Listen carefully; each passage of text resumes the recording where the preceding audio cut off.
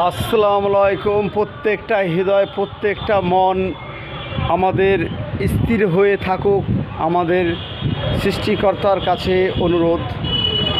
তে এই যে আমাদের সুশিক্ষিত মহাপণ্ডিত বিজেপি সরকার যতক্ষণ আমাদের দেশে থাকবে ততটাই আমাদের অমঙ্গল। এবার লোভ দেখাবো, লোভ। ৩,০০০ টাকা দেবো, কখনো বলে যে ১,০০,০০০ টাকা দেবো মাসে, না যে বাবার পৈতৃক সম্পত্তি ও নিজের সম্পত্তি বিক্রি করে জনসাধারণকে কিনে নিতে চাইছে, লোভ লালসা দেখাতে চাইছে। দেখুন, এদের লোভ লালসায় যদি বন্দি থাকেন তাহলে দাস প্রথা নামে পরিচিত হবেন আপনি। দাসের মতো আপনাকে উঠাবে, দাসের মতো নামাবে, দাসের মতো ব্যবহার করবে। এটাই মূল নীতি ওদের, মেন উদ্দেশ্য ওদের, মিশন কমপ্লিট।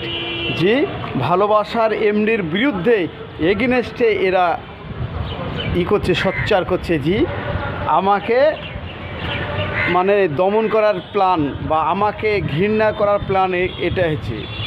দেখুন, ভালোবাসার মানুষ কখনো, ভালোবাসার এমডি, ভালোবাসার বাদশা কখনোই খারাপ যুক্তি দেয় না। এরা যতক্ষণ থাকবে, এরা একটা ইংরেজ শাসিত দল। ইংরেজের মতো এদের আচরণ, ইংরেজের মতন এদের ব্যবহার।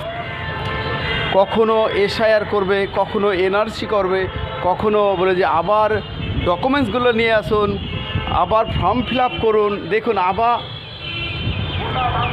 ফর্ম ফিল আপ করার জন্য আবার পুনরায় আয়োজন করতে চাইছে, যে আবার পুনরায় ফর্ম ফিল আপ করতে হবে, তবে অন্নপূর্ণা ভাণ্ডার, ওদের বাবার ভাণ্ডার ফর্ম ফিল আপ করতে হবে। ওদের বাবার কেনা সম্পত্তি, তো ওই কেনা সম্পত্তি টাকা নিতে গেলে অন্নপূর্ণার ভাণ্ডার পুনরায় অনলাইনে ফর্ম ফিল আপ করতে হবে। বাবার দেশ, তো দেশটা তো ওরা ভাবছে নিজের বাবার পৈতৃক সম্পত্তি। না ফর্ম ফিল আপ করলে, না এদেরকে বিতাড়িত করলে, না এদেরকে ভয় না দেখালে এরা তো ভয় করবে না। তাই ভয়ের আতঙ্ক ধরিয়ে রাখছে, শুধু কাগজপত্র নিয়ে ব্যস্ত থাকবে। একবার আদালতে, কখনো জমির ব্যাপারে, কখনো ভূমি উচ্ছেদ, কখনো দেশ উচ্ছেদ, এইরকমই স্লোগান ওদের। আতঙ্ক একটা স্লোগান থাকবেই।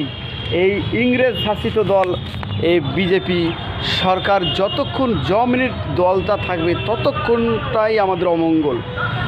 হুঙ্কার দেখান,